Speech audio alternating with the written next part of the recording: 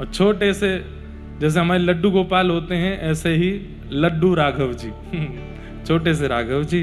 और जैसे ठाकुर जी के पास वंशी होती, उनके पास धनुष बाण रखा था छोटे से। तो ऐसे स्वरूप देख करके, सेवा देख करके, बंधुओं एक बात बोल दें आपको, आपके घर का वातावरण प्रवेश करते ही बता देता है कि इस घर में सेवा होती है कि नहीं होती। इस घर में ठाकुर जी प्रधान है कि व्यक्ति प्रधान है। कई जगह ऐसी होती है कि घरों में जाकर के लगता है कि व्यक्ति प्रधान है, ठाकुर जी तो किराए पे रह रहे हैं यहाँ पे। और कई घरों में जाकर के ऐसा लगता है ठाकुर जी मुखिया हैं, ये लोग किराए पे रह रहे हैं यहाँ पे। ठाकुर जी की भाव से होती है सेवा। और यही होना चाहिए कि ठाकुर जी प्रधान हो घर में, उनको पूछ करके प्रसादी। अभी मैं बंबई में था, पुणे के एक हमारे भक्त हैं, कथा सुनते हैं, दीक्षा भी ली, आए। वो बोले महाराज जी हमने एक नई युक्ति की है, दोनों पति पत्नी जॉब करते हैं, पर हम सोचते हैं कि सेवा हम ज्यादा नहीं कर पाते, तो हम एक बार में ही सुबह जल्दी उठ करके ठाकुर जी की पूरी सेवा करते हैं। और उसमें भी आपने कथा में कहा कि राग, भोग और श्रृंगार, तीन में से कोई भी एक निपुण होना चाहिए। या तो राग में निपुण हो, या श्रृंगार में निपुण हो, या भोग में निपुण हो। किसी एक चीज में तो परिपूर्णता आनी चाहिए। ठाकुर जी को सुंदर सुंदर गा करके सुना सको तो बहुत अच्छा। अगर आप कहो कि महाराज जी कंठ इतना अच्छा नहीं, वाद्य बजाने आते नहीं, तो अपने श्रृंगार को अच्छा करो, अच्छा अच्छा श्रृंगार करो। आपको ठाकुर महाराज जी श्रृंगार भी नहीं हो पाता हमसे, तो कम से कम भोग तो अच्छा धराओ ठाकुर जी को, कोई एक चीज तो बढ़िया करो। तो उन्होंने कहा महाराज जी हमने भोग की सेवा अच्छी कर ली है घर में। मैंने कहा कैसे करते हो? तो बोले हम 30 दिन की 30 सामग्रियां लिखते हैं पर्चियों में, और 30 पर्चियों को मोड़ करके एक कटोरा में धरते हैं ठाकुर जी के पास। और उसमें सुबह का बाल भोग, एक ही पर्ची में बाल भोग, राजभोग और शयन भोग, 3 भोग लिखते हैं अलग अलग, 30 दिन के अलग, एक भी रिपीट नहीं होगा। और ठाकुर जी के आगे वो धर देते हैं। रोज सुबह श्रृंगार आदि करने के बाद में फिर उसमें से एक पर्ची उठाते हैं, उसमें जो लिख करके आता है वही ठाकुर जी की प्रसादी बना के उनको पवाते हैं। स्वेच्छा से नहीं, ठाकुर जी की इच्छा से, उनकी जो इच्छा है वो पवाएंगे। ऐसे ठाट होने चाहिए ठाकुर जी के। वस्त्रों में भी वैसे तो नियम से चलता है, आज सोमवार है, कल मंगलवार है, सबके रंग अलग अलग होते हैं। इस दिन ठाकुर जी को ये पहनते हैं, ये पहनते हैं, पर उसमें भी ठाकुर जी की इच्छा, घर की हर एक गतिविधि भगवत इच्छा से हो। अब उसमें अगर ठाकुर जी कूदने को कह रहे हैं तो कूद ही जाना। ये हम अपनी आप बीती बता रहे हैं। हमारे जब से गिरधर लाल जी की सेवा विराजमान हुई है, लोग माने नहीं माने इस बात को, 2020 में लाल जी की सेवा प्रारंभ हुई। अभी 19 में पधारे थे, 20 में प्रथम उत्सव हुआ था, और अब ठाकुर जी का ब्याहुला है। 2019 से लेकर के 2026 का प्रारंभ चल रहा है। हमारी कथाओं से लेकर के निज जीवन के विवाह तक की स्थिति पर भी सब ठाकुर जी की आज्ञा से हुआ, उन्हीं से ही आज्ञा ली है।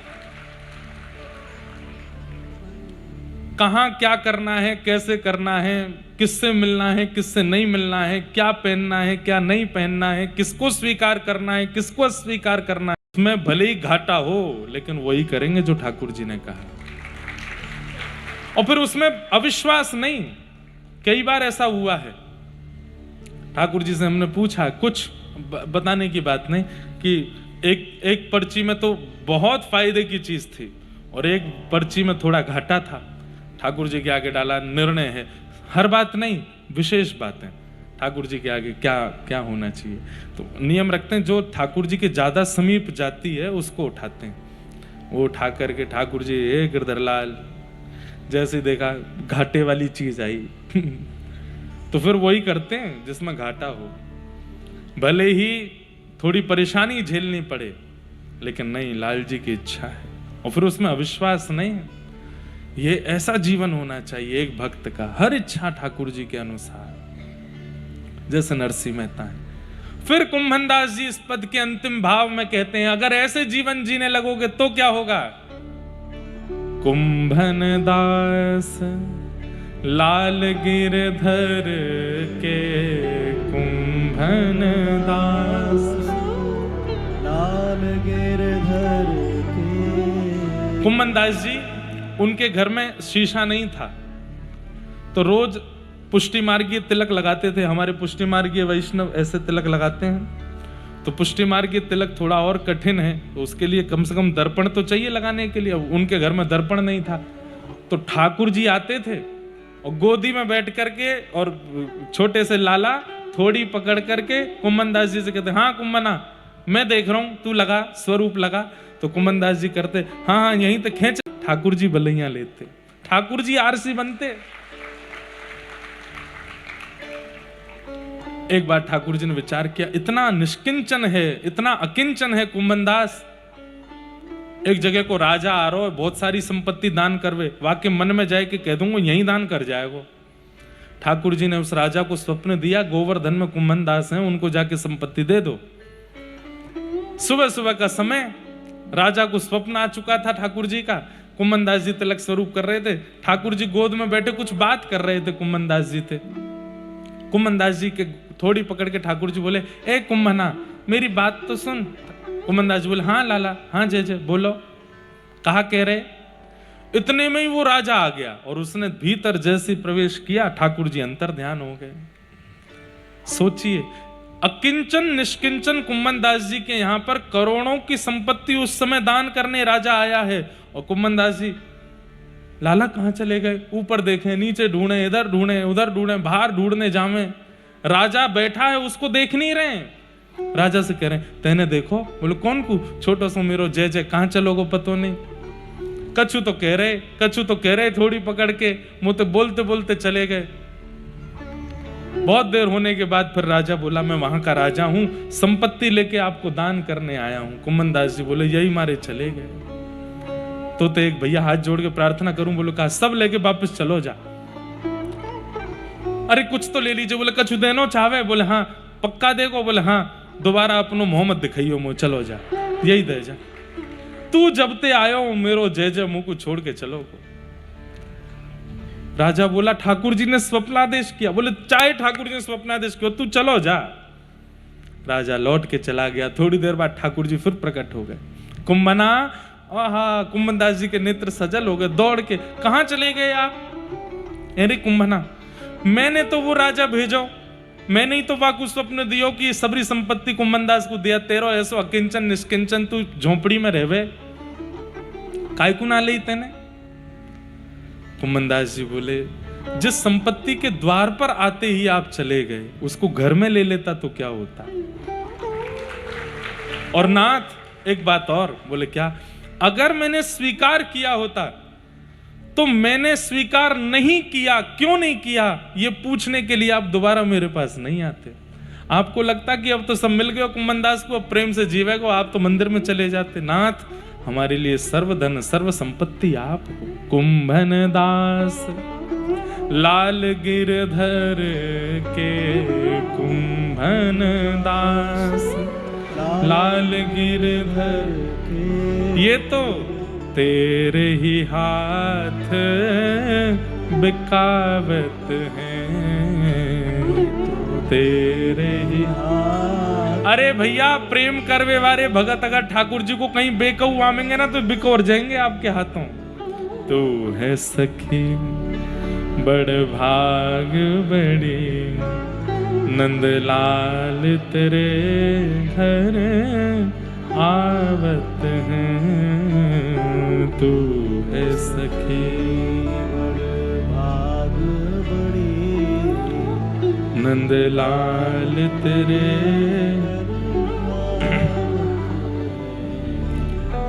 इसलिए भैया, कोई रीझे नहीं रीझे, कोई प्रशंसा करे ना करे, ठाकुर जी प्रशंसा करें, ऐसी क्रिया कर्म करो। ठाकुर जी आपसे आनंदित हों, से आनंदित हों। कल हम लोग श्रीमद् भागवत जी की मंगलाचरण का श्रवण कर रहे थे। तत्पश्चात भागवत जी की रचना प्रेम के कारण हुई। प्रेमः पुरर्थो महान। श्रीमद् भागवत जी की रचना का कारण केवल प्रेम है। क्यों? वेदव्यास जी महाराज अनेक ग्रंथ लिख चुके थे, पर अनेक ग्रंथों में धर्म, अर्थ, काम और मोक्ष ये चतुर्विध पुरुषार्थ ही था। तब नारद जी महाराज ने आके कहा, जिसको धर्म नहीं चाहिए, जिसको अर्थ नहीं चाहिए, जिसको काम नहीं चाहिए, जिसको मोक्ष भी नहीं चाहिए, हमारे व्रज में गाते हैं, मुक्तियु नौनसी खारी लागे। कहा के हमारे व्रज में मुक्तियु नौनसी खारी लागे। ठाकुर जी की सेवा के आगे हमें मुक्ति ना चाहिए। कहा करूं वैकुंठ ही जाए, कहा करूं वैकुंठ ही जाए, कहा करूं वैकुंठ ही जाए, कहा करूं वैकुंठ ही जाए। जहां नहीं नंद, जहां नहीं यशोदा, जहां नहीं नंद, जहां नहीं यशोदा, जहां नहीं गोपी ग्वाल और गाय, जहां नहीं गोपी ग्वाल और गाय, कहाँ करूं वैकुंठ ही जाए, कहाँ करूं वैकुंठ ही जाए, कहाँ करूं वैकुंठ ही जाए, कहाँ करूं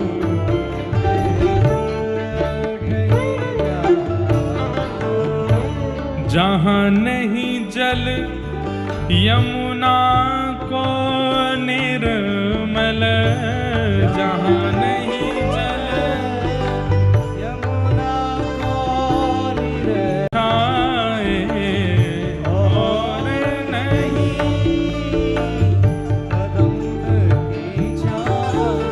हे परमानंद प्रभु चतुर ग्वालिनी, परमानंद प्रभु चतुर, हे परमानंद प्रभु चतुर ग्वालिनी।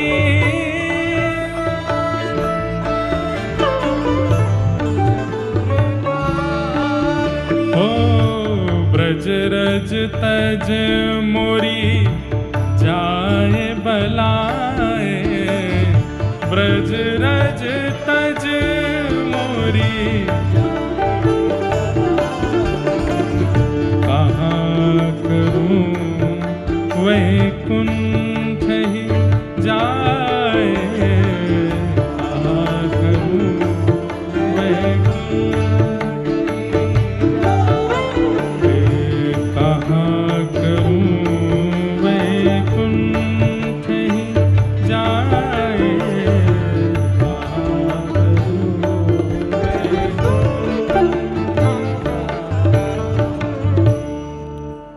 परमानंद प्रभु चतुर ग्वालिनी, परमानंद प्रभु चतुर ग्वालिनी, ब्रज तज रज मोरी जाए बलाए, ब्रज रज तज मोरी जाए बलाए, कहाँ करूं वैकुंठ ही जाए, कहाँ करूं।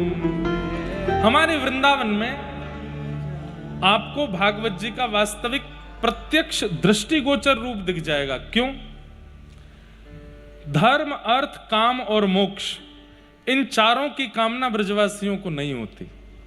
बहुत ध्यान से सुनिएगा। सबसे पहला आता है धर्म। धर्म में कई नियम बताए गए, पर उन नियमों का पालन करना पूरे विश्व के लिए आवश्यक है। ब्रजवासी नहीं करते।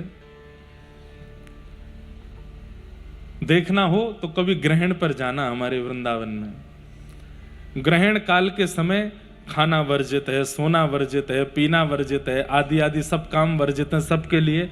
लेकिन आप जब वृंदावन में जाएंगे और हरिदासियों से मिलेंगे तो क्या देखेंगे? ग्रहण काल पर 56 भोग चल रहे हैं, उनके प्रसादी चल रही है धुआंधार। और महाराज हमारे वृंदावन में तटीय स्थान है, वहां तो भंडारा होता है। तो वो कहते हैं भैया तुम ग्रहण काल है काय को खा रहे हो? बोले अरे ग्रहण ना आए। बोले तू ना जाने, चंद्र ग्रहण होता है। तो वो कहते हैं, बोले चंद्रमा कौन है? बोले चंद्रमा हमारी श्री जी हैं। और बोले बात चंद्रमा के ऊपर ये कालो कालो आयो श्याम सुंदर आयो है, आज श्री जी पे श्याम सुंदर आए, हमारे भंडारा होएगो।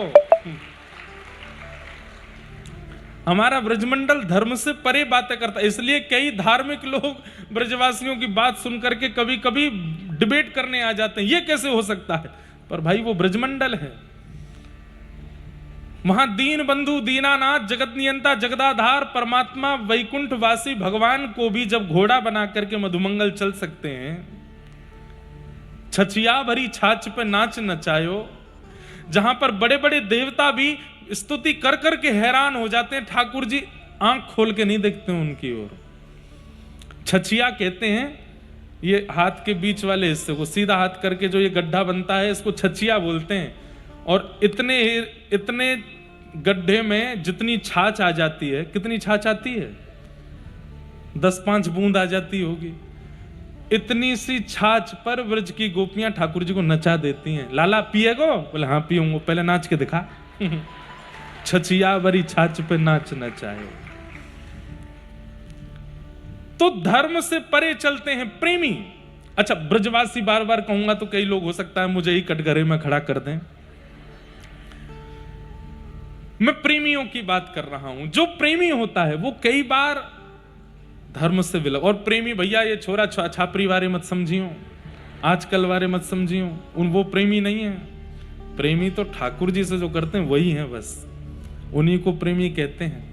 बाकी संसार में स्त्री पुरुष आदि आदि जो आपस में एक दूसरे से उनका संबंध है उसको प्रेम नहीं कहते, वो प्यार हो सकता है। भक्त का भक्त से प्रेम हो सकता है, भक्त का भगवान से प्रेम हो सकता है, तीसरा कोई और प्रेम का संबंध नहीं होता। बाकी सब स्वार्थ लाग करहीं सब प्रीति। तो जो प्रेमी हैं वो धर्म से कई बार विलग चले जाते हैं, और धर्म के विलग स्थिति में भी उनका प्रेम स्वीकार्य होता है। एक कथा आती है, एक बार संतों की जमात जा रही थी दर्शन करने के लिए ठाकुर जी का। तो रात्रि में एक घर के बाहर बढ़िया आंगन था, वहीं रुक गए। वो आंगन और वो घर किसी वैश्या का था। वैश्या ने संतों को जब देखा तो उसके मन में भाव आया कि मैं हूं तो नगर वैश्या, लेकिन आज संत मेरे द्वार पर आए हैं तो क्यों ना मैं सेवा करूं। संतों के चरणों में जाकर के उस वैश्या ने प्रणाम किया, बोली महाराज मैं योग्य नहीं, मैं लायक नहीं, मैं ऐसी मैं वैसी, आप मेरे द्वार पर कैसे चले आए? मेरे कौन से प्रारब्ध कर्म का फल मुझे देने के लिए आप आए हो? अरे देवी अब प्रारब्ध कर्म तुम्हारा क्या ये तो हम नहीं जानते, ठाकुर जी की इच्छा थी तो हम रुक गए यहां पर। तुम कौन हो? मैं नहीं बताऊंगी, क्योंकि मैंने सत्य बताया तो आप चले जाओगे। संत बोले नहीं जाएंगे, बताओ ना कौन हो तुम? उसने कहा मैं इस नगर की वैश्या हूं। मुख्य साधु जो थे वो तो बैठे रहे, बाकी सब खड़े हो गए अपना झोला लेकर के। चलो चलो चलो, पुण्यम पापम अपवित्र पवित्रो वा स्रवावस्थांगतोपि वा। सब लोग अपने ऊपर जल छिड़कने लगे, लेकिन गुरुजी जब तक नहीं उठेंगे हम कैसे जा सकते? शिष्यों ने कहा गुरुजी चलें? नहीं, अब तो यहीं बैठेंगे। महाराज इसका अन्न जल, इसका आंगन, इसको देखना भी हमारे लिए हमारे पुण्यों को नष्ट करेगा, भजन नष्ट कर देगा। महाराज आप क्यों बैठ रहे हैं? बोले यदि पुण्य नष्ट होने ही हैं तो हो जाएं। ठाकुर जी ने यहां बैठाया है तो इस पर कृपा करने के लिए बैठाया है। हम साधु केवल इसलिए बने हैं कि जो दक्षिणा दे, जो माला पहनावे, जो प्रणाम करे, जो नियम से रहे, उसका ही खाना है। जो व्यवचार में है, जो कहीं ना कहीं भटक गया है, उसको सुधारना हमारा कर्तव्य नहीं है। वो कितनी दीनता से, कितने भाव से प्रणाम कर रही है, और तुमको उसकी क्रिया दिखाई दे रही है, तुमको उसका भाव नहीं दिख रहा। देखो बेटी, हम तुम्हारा अन्न स्वीकार नहीं कर सकते, हम तुम्हारा जल भी नहीं पी सकते, हम तुम्हारी कोई भी सामग्री नहीं ले सकते, क्योंकि उसमें पवित्र क्रिया से कमाई गई वस्तु नहीं है। लेकिन भूखे भी कैसे रहें, अब तुम्हारे द्वार पर आए हैं तो। उसने कहा मुझे बताइए ना, क्या करके मैं कौन सा प्रायश्चित करूं जिससे कि आप मेरे घर का कुछ स्वीकार करें। तो उन संत ने कितनी अच्छी युक्ति बताई। बोले एक हो सकता है। बोले क्या?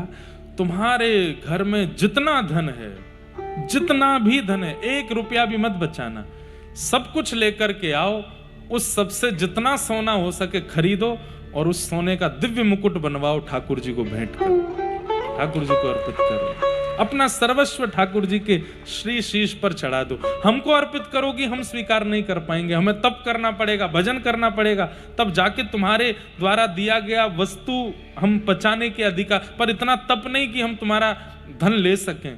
ठाकुर जी तो स्वीकार करेंगे। वो तो रोम रोम पुलकित हो गया। और दूसरी क्रिया, अब इस क्रिया को छोड़ो, अब तो अपना शेष जीवन ठाकुर जी के भजन में लगाओ। बोलो मुझे स्वीकार है। उस वैश्या ने अपना घर बेच दिया, उसके पास जितना धन था सबसे सोना खरीद करके एक दिव्य मुकुट निर्माण कराया। संतों ने कहा अब इस मुकुट को लेकर के हम जाएंगे मंदिर में, ठाकुर जी को अर्पित करेंगे।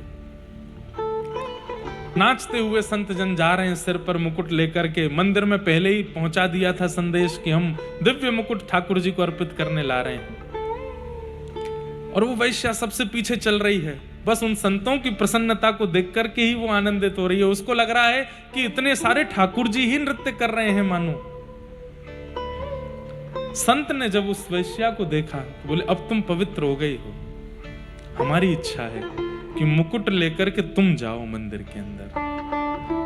अब तुम मुकुट लेके। बोले मैं अधिक नहीं, अब तुम सब पवित्र हो चुकी हो। बंधुओं, व्यक्ति अपने दुष्कर्म का जिस दिन मन बुद्धि और क्रिया से त्याग करता है, उसी दिन ठाकुर जी उसको क्षमा कर देते हैं उसके पूर्व के किए हुए पाप से। 2 बातें हैं, एक तो पूर्व के पाप को या पूर्व की क्रिया को स्वीकार करके उसके प्रति कोई प्रायश्चित भाव रखे, और दूसरा उस क्रिया को पुनर्ना करने का संकल्प ले ले। ठाकुर जी इतने में ही क्षमा कर देते हैं, बस अब मुझे याद ही नहीं कि तुमने पहले किया क्या था, भूल गया मैं, इतने से ही प्रसन्न हो जाते हैं। ताली तो बजाई आपने, पर याद रखना है इस बात को कि आप सबको पता है कि मेरा ऐसा कौन सा कर्म है जिससे ठाकुर जी नाराज हो सकते हैं।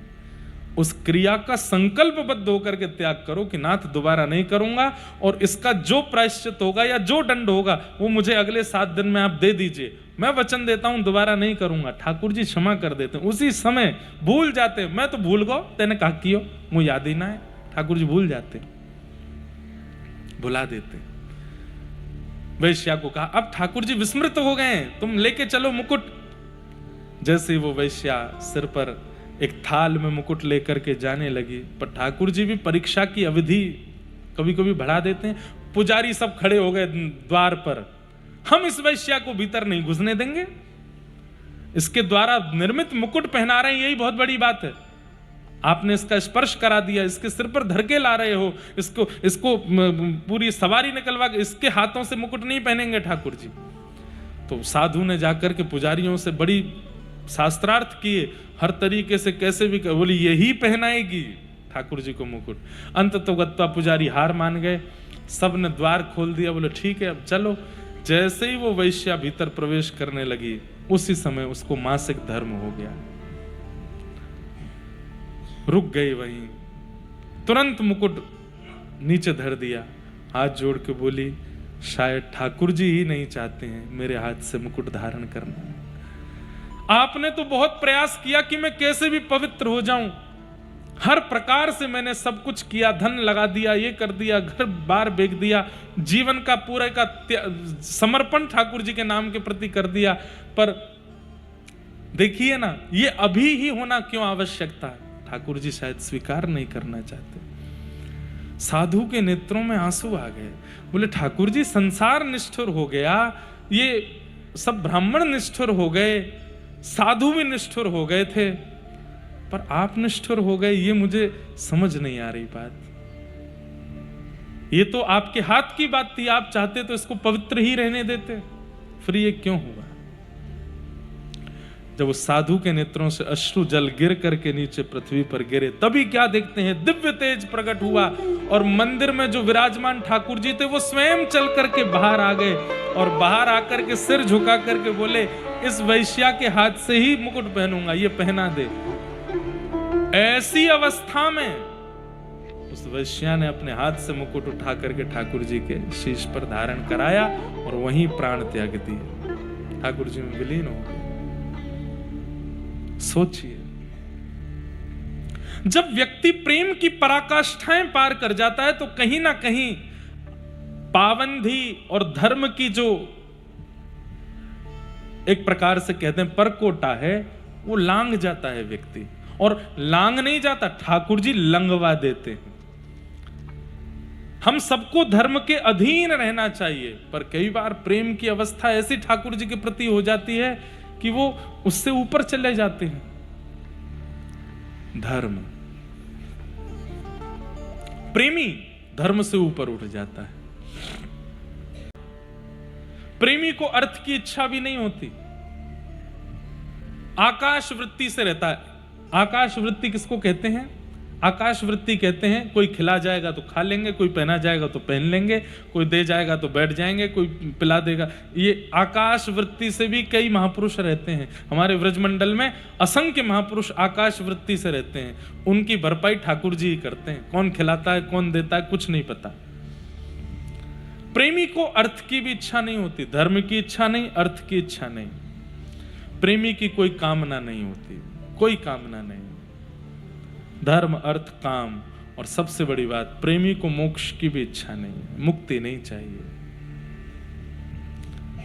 परमानंद प्रभु चतुर ग्वालिनी, परमानंद प्रभु चतुर ग्वालिनी, ब्रज रज तज मोरी जाए बलाए, ब्रज रज तज मोरी जाए बलाए। कहाँ करूं वैकुंठ जाए, कहाँ करूं वैकुंठ जाए। तो अब इस विषय में तो बोलना बहुत कुछ आ सकता है कि प्रेमी व्यक्ति धर्म, अर्थ, काम, मोक्ष से ऊपर उठ जाता है। हमारे बिहारी जी में आरती होती है बिना घंटी के, घंटी नहीं बजती बिहारी जी में। कभी जाओ आरती होती है, पूछो क्यों नहीं होती? अब पूरे ब्रह्मांड में बिना घंटी के आरती नहीं होती, बिहारी जी में घंटी नहीं बजती। लाला है छोटा सा, घंटी बजाएंगे तो डर जाएगा। लो, धर्म से परे की बात। पूरे विश्व में ठाकुर जी उठते हैं सुबह 4 बजे, 3 बजे, 3:30 बजे, 2:45 बजे। बद्रीनाथ में 3 बजे इतनी कड़ाके की ठंड में ठाकुर जी का अभिषेक होता है।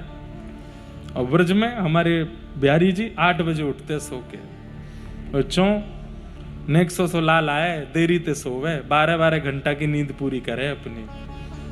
ऐसे ठाकुर जी। नाथ द्वारा चले जाओ, वहां ठाकुर जी का शयन रात्रि 6 बजे ही हो जाता है। शाम को 6, 6:30, 7 बजे ठाकुर जी गए विश्राम में। बोले क्यों? बोले जब नंद भवन में ठाकुर जी रहते थे, नंदरानी यशोदा आदि के समय पर ठाकुर जी इसी समय सोते थे। और कम से कम 12 घंटा ठाकुर जी की नींद होनी चाहिए। 4 बरस के लाला हैं, 6 बजे सो जाते हैं, सुबह 5-6 बजे उठते हैं। फिर धर्म से ऊपर की चर्चाएं। प्रेम धर्म से ऊपर ले जाता है। नारद जी महाराज वेदव्यास जी से कह रहे हैं, नयद वचश्चित्र पदम हरेर यशो जगत पवित्रम प्रगणित करहिचित तद्वायुषम तीर्थ मुशंति मानसा नयत्र हंसा निर्मुक्त शिक्षया। हे वेदव्यास जी, आपने इतने वेद पुराण आदि ये सब जो लिखे हैं, इन सब से ज्ञानियों का उद्धार हो जाएगा, वैरागियों।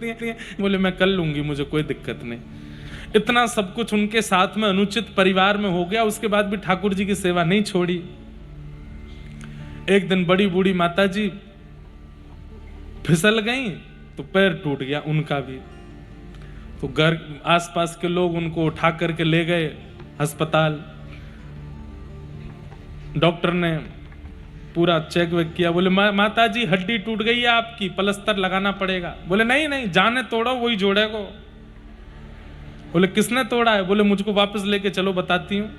बोले अरे सूज जाएगा पैर, टूट गई है हड्डी। बोले लेके तो चलो। वापस मंदिर में लेके आए, चतुर्भुज भगवान थे, उनके सामने खड़ा किया मैया को, पैर टूटा हुआ है। मैया बोली एक पत्थर लेके आओ।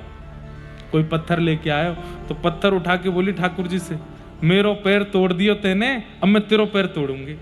पहले मेरो ठीक कर, नहीं तो तेरो तोड़ दूंगी। तेने मेरो पति छीन लियो, बेटा छीन लियो, तब भी मैंने तेरी सेवा ना छोड़ी, और तेने आज मेरो पाम तोड़ दियो, अब ही तोड़ू। सब बोले अरे मैया क्या कर रही हो? इतने में ही कड़क करके आवाज आई, मैया को पाम सीधो है वो, ठीक है गयो। ठाकुर जी ने कर दियो।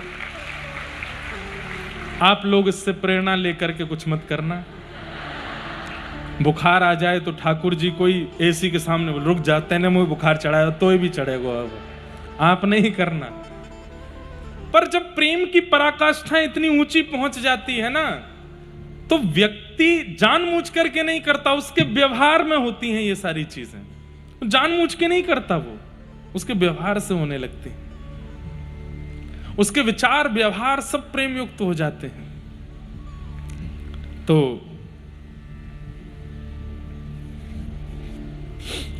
प्रेम धर्म अर्थ काम मोक्ष से ऊपर की चर्चा है। नारद जी महाराज ने व्यास जी से कहा जो प्रेमी हैं उनके लिए आपने क्या लिखा? तब व्यास जी बोले मैं क्या लिखूं, आप मुझे आज्ञा करो। तब नारद जी महाराज ने कहा आप समाधि लगाओ और ठाकुर जी के प्रभाव का नहीं स्वभाव का वर्णन करो।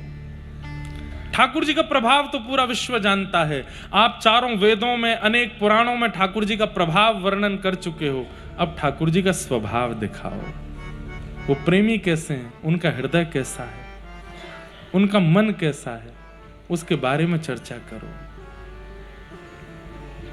हमारे ब्रज में बिंदु जी महाराज करके एक लेखक हुए, कथा भी करते थे रामचरितमानस की, बहुत सुंदर। उनकी पंक्तियां इतनी सुंदर हैं। आजकल के युवाओं से मेरी प्रार्थना, कभी बिंदु जी का साहित्य घर लेकर के आओ। उनकी एक किताब है, उसका नाम है मोहन मोहिनी। क्या नाम है? मोहन मोहिनी। वो लेके आइएगा, उसको पढ़िएगा। रात में सोने से पहले एक पद पढ़ो, उसमें इतने सुंदर शब्द, थोड़े थोड़े कहीं आपको उर्दू अल्फाज मिल सकते हैं, पर बहुत अद्भुत। उनकी एक व्याज स्तुति है। व्याज स्तुति किसको कहते हैं? व्याज स्तुति कहते हैं छेड़ते हुए स्तुति करना, किसी को छेड़ते हुए स्तुति करना, किसी को थोड़ा चिढ़ाते हुए स्तुति करना, उसको व्याज स्तुति कहते हैं। अभी मुझे बहुत प्रिय लगती है। ठाकुर जी से शिकायत कर रहे हैं, क्या?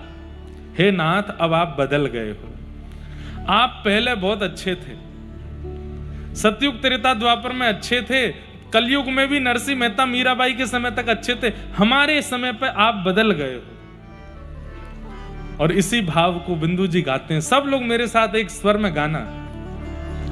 क्या वह स्वभाव पहला सरकार अब नहीं है, क्या वह स्वभाव पहला सरकार अब नहीं है। ओ क्या वह स्वभाव पहला सरकार अब नहीं है, क्या वह। बहुत दिनों बाद गा रहा हूं मैं ये पद कथा में, मेरे लिए गाइए सब लोग। मुझे ये पद इतना प्रिय है और मैं संभवतः पिछले वर्ष की किसी कथा में ये पद मैंने नहीं गाया होगा। इस वर्ष की पहली कथा में गा रहा हूं, मुझे बहुत अच्छा लगता है। सबसे प्रार्थना, एक ताल बजा करके सब लोग एक ताल, हाँ, और सब लोग गाइएगा। ठाकुर जी से थोड़ी शिकायत करो। हमेशा देखो, प्रेम करने वाले की ज्यादा प्रशंसा ही नहीं होनी चाहिए, नहीं तो भाव नहीं खाते वो। कभी कभी शिकायत भी होनी चाहिए। करिए शिकायत द्वारिकाधीश से। क्या वह स्वभाव पहला सरकार अब नहीं है। क्या वह स्वभाव पहला सरकार अब नहीं है। ओ हम दीनों के वास्ते क्या दरबार अब नहीं है।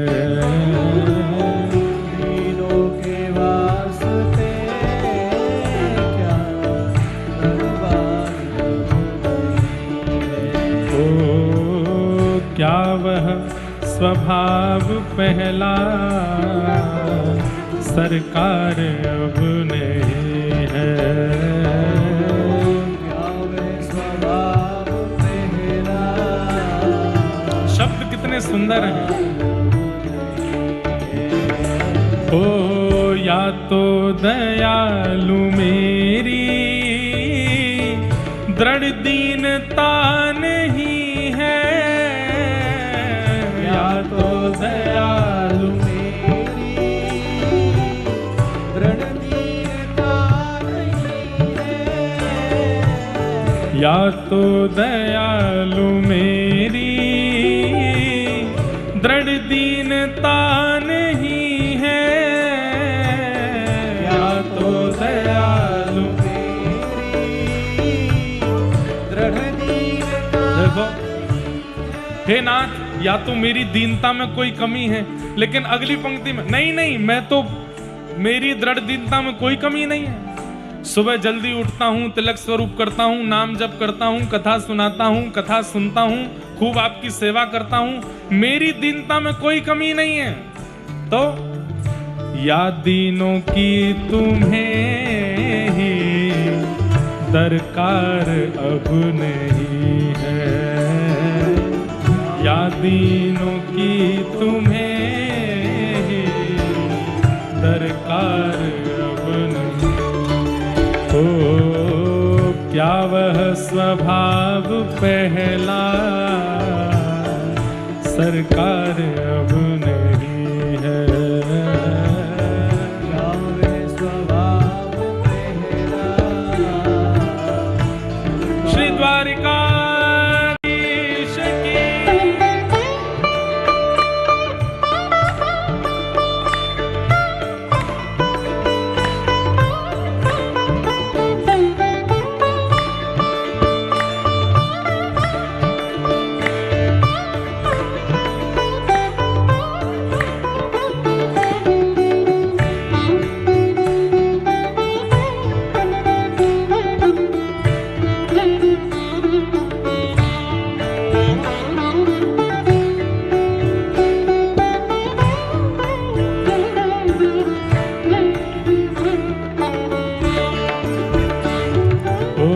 पाते थे जिस हृदय से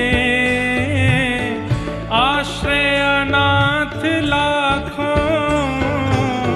पाते थे जिस हृदय से आश्रय अनाथ लाखों। पाते थे जिस हृदय से आश्रय अनाथ लाखों। पाते थे जिस हृदय से आश्रय अनाथ लाखों। क्या वह हृदय दया का भंडार अब नहीं है। क्या वह हृदय दया का भंडार अब नहीं। ओ क्या वह स्वभाव पहला सरकार अब नहीं है। क्या वह स्वभाव पहला सरकार। और अंतिम पंक्ति सबसे सुंदर।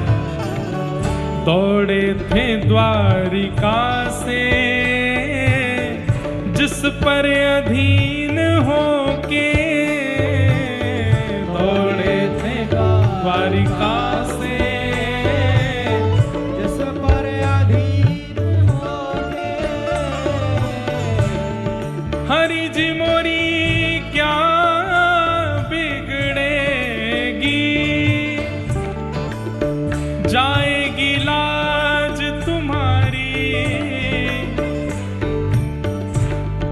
सभा में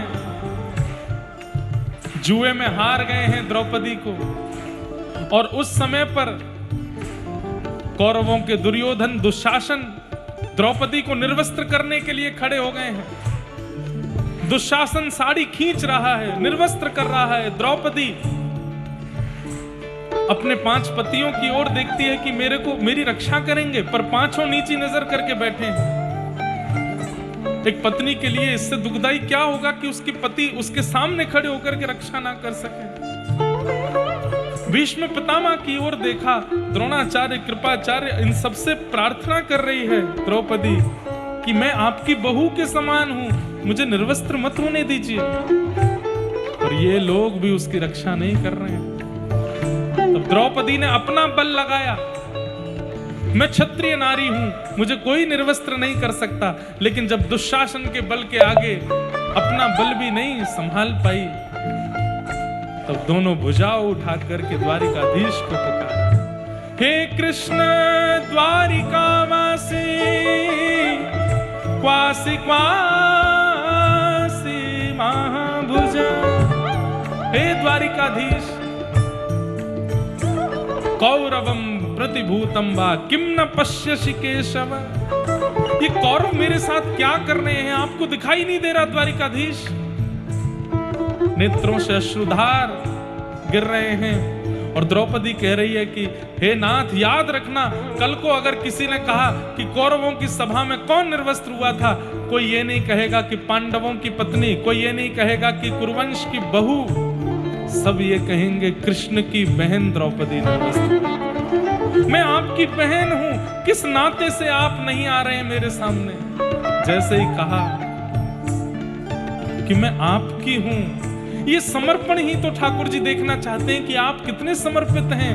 बंधुओं, कष्ट की स्थिति में, विपत्तियों में ठाकुर जी से ये मत कहो कि कष्ट निवारण करो, कष्ट दूर करो। भुजा उठा के कहो, नाथ मैं आपका हूं, बस अब आप देख लीजिए, मेरे लिए जो उपयुक्त हो वो करो। दोनों भुजा उठा करके जब कहा कि मैं आपकी हूं, दुशासन की भुजा थकित भई, वसन रूप भय श्याम। वस्त्र बन करके ठाकुर जी आ गए और खींचता रहा दुशासन, नारी बिच साड़ी है कि साड़ी बिच नारी है, कि नारी ही की साड़ी है कि साड़ी ही की नारी है। खींचते खींचते हार गया, लेकिन द्रौपदी निर्वस्त्र नहीं हुई। क्यों? श्याम सुंदर वस्त्र बन करके आ गया। बोल द्वारिकाधीश की। दौड़े थे द्वारिका से जिस पर अधीन होके, दौड़े थे द्वारका से जिस पर अधीन होके, उस अश्रु बिंदु से भी क्या प्यार अब नहीं है। उस अश्रु बिंदु से भी क्या प्यार, ओ क्या वह स्वभाव पहला सरकार अब नहीं है। क्या वह स्वभाव पहला सरकार। गोविंद बोलो, हरि गोपाल बोलो,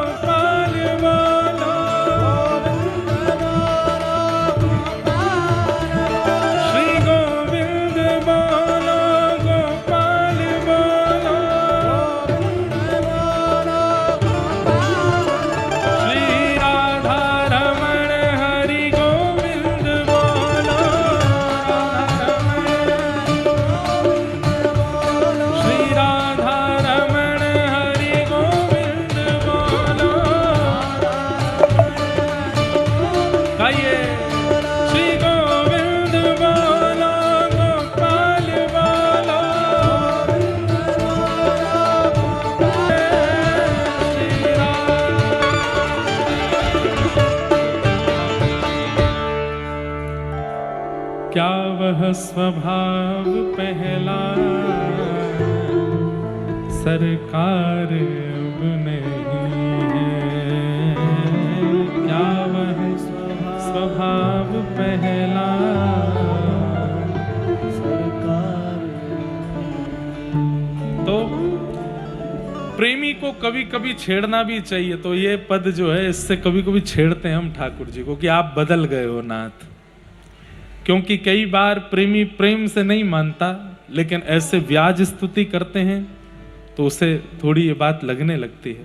प्रेमियों से ऐसा ही कहा जाता है, अब तो आप भूल गए हमें, अब तो आप आते नहीं हैं, अब आप बड़े आदमी हो गए हैं, अब आप ऐसा हो गए। तो प्रेमी उसके मन में बात लगती है, बोले अरे नहीं ऐसा नहीं बोलो, हम ऐसा नहीं, हम आएंगे आपके यहाँ, हम बैठेंगे, ऐसा होता है। तो ऐसे ठाकुर जी को भी कभी कभी छेड़ना चाहिए नाथ कि आप बदल गए हो। देखो व्यास जी कथा सुनाते हैं, आप भक्तों पे कैसा अनुग्रह करते हैं, हमने क्या कमी छोड़ रखी है, हम पे क्यों नहीं करते यार, हम पर ऐसा अनुग्रह कृपा का आपका क्यों नहीं है, कभी कभी शिकायत। तो प्रेम पुरर्थो महान, प्रेम के प्रेमियों के लिए भागवत जी का निर्माण किया वेद व्यास जी ने। समाधि नानुस्मर तद्वचेष्टितम, समाधि लगा करके वेद व्यास जी महाराज ने श्रीमद् भागवत की रचना की। तत्पश्चात भागवत संहिता को अपने पुत्र श्री सुखदेव जी को प्रदान किया और सुखदेव जी ने यही कथा परीक्षित को सुनाई। प्रश्न पूछा गया, महाराज ये परीक्षित कौन है, जरा इसके बारे में हमें बताइए। बोले परीक्षित पांडवों का वंशधर है। तब पूछा कि हमने सुना है कि परीक्षित को 7 दिन में मरने का श्राप लगा था, किस कारण से लगा, कृपा कर हमें वो विस्तार से बताओ। तो महाभारत का थोड़ा प्रसंग यहां सुनाया गया। महाभारत युद्ध जब पांडव जीत गए तब कौरवों के पक्ष से गुरुपुत्र अश्वत्थामा अर्धरात्रि में मारने के लिए गया पांडवों को, लेकिन सोते हुए द्रौपदी के 5 पुत्र मार दिए, पांडवों को नहीं मार पाया। बंधुओं एक बात सुनिएगा हमारी, कई बार हम लोगों के चित्त में भी छल आ जाता है। छल किसे कहते हैं? छल का मतलब होता है छुप करके, छुपाव करके, कपट करके कोई क्रिया हम करते हैं, उसको छल पूर्वक छल कहते हैं। या किसी के साथ विश्वासघात करते हैं। ईर्ष्या ठाकुर जी को प्रिय नहीं है, और ईर्ष्या जब चित्त में आती है तो सबसे पहले वो चित्त में जन्म देती है छल को। ईर्ष्या के बाद छल का आगमन होता है। अगर ईर्ष्या ना आवे तो छल कभी नहीं आ पाएगा। छल का और ईर्ष्या का मात्र पुत्र का संबंध है। तो जैसे ही ईर्ष्या आपके चित्त में होगी, आप पाप से महापाप की श्रेणी में आने लग जाओगे। फिर धीरे धीरे छल आएगा, कपट आएगा, द्रोह आएगा, हिंसा आएगी, आतंकवाद आदि तक की स्थिति पर आप पहुंच जाओगे। और एक समय ऐसा आएगा कि दया नाम की वस्तु क्या होती है ये आपको समझ में ही नहीं आएगा। दया किसको कहते हैं? किसी की पीड़ा, किसी का रोना, किसी का बिलखना, किसी का व्याकुल होना, भयभीत होना। एक बात सुनिएगा, बहुत ध्यान से सुनिए। एक पैरामीटर बताता हूं आज आपको, इधर देखिए सब लोग। जिस व्यक्ति को छोटी से छोटे दुख देख करके भी, कष्ट देख करके, सामान्य सी दुख पीड़ा की बातें सुन करके भी नेत्र सजल हो जाते हों, समझ जाना हृदय का बहुत पवित्र है।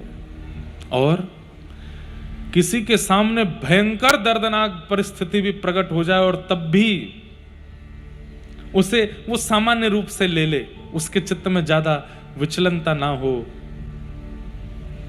कहीं ना कहीं उसके चित्त में पाप की स्थिति ज्यादा है। आप ये मत सोचना कि किसी की बोल्डनेस पर या किसी के बिल्कुल कई लोग होते हैं ना, बड़े हृदय के पक्के होते हैं, हृदय उनका बड़ा कठोर होता है, बड़ी बड़ी चीजों को भी झेल लेते हैं। उन लोगों के लिए बात नहीं है।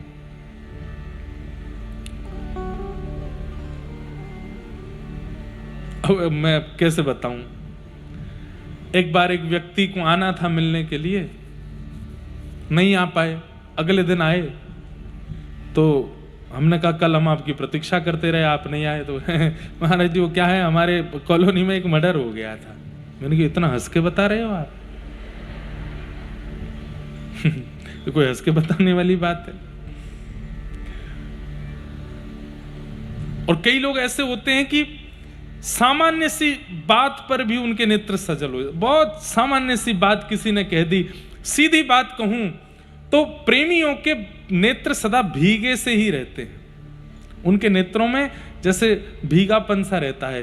किसी की स्थिति देख करके, किसी का सामान्य स्वरूप देख करके, भाव देख करके उनके नेत्र रोक नहीं पाते। ऐसे लोग प्रयास करें और भक्ति मार्ग चुन लें तो ठाकुर जी जल्दी मिल जाएंगे। क्यों? क्योंकि उनकी स्थिति प्रेम की ज्यादा है। कठोर हृदय वाले जो होते हैं, बड़ी से बड़ी घटना घट जाती है उसमें भी हंसते रहते हैं, खिलखिलाते रहते हैं, कोई उनको ज्यादा फर्क पड़ता नहीं। उनको भी बहुत समय लगेगा भगवत दर्शन करने में। ये पैरामीटर है दया का। जितनी ज्यादा दया करुणा चित्त में है, ठाकुर जी उतनी जल्दी मिल सकते हैं। जितनी दया करुणा का अभाव चित्त में है, किसी पर दया होती ही नहीं है, आती नहीं। कई लोग दया भी कैसे करते हैं पता है? कृपा के रूप में। कैसे? कृपा के, समझ रहे हैं मेरी बात? वो दूसरे पर दया करते हैं तो कहते हैं चलो यार रख लो, कोई बात नहीं, कृपा जैसी कर रहे हो। प्रेमी दया करता है, वो कृपा नहीं करता। कृपा ठाकुर जी करते हैं।